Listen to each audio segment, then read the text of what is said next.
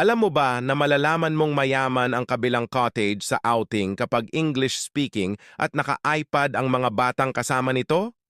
Mga sign na mayaman ang kabilang cottage sa outing, panoorin mo hanggang dulo, matutuwa ka.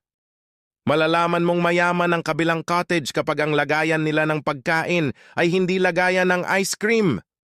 At kapag nakita mong merong may dala ng aso na naka-diaper at karga-karga pa.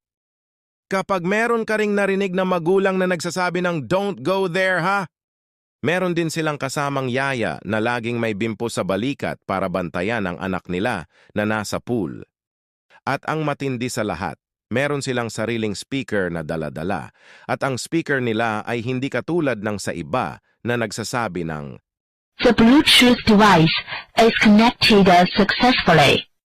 Kung hindi ka pa nakafollow sa aking page ay pa-follow, like, comment, and share for more videos.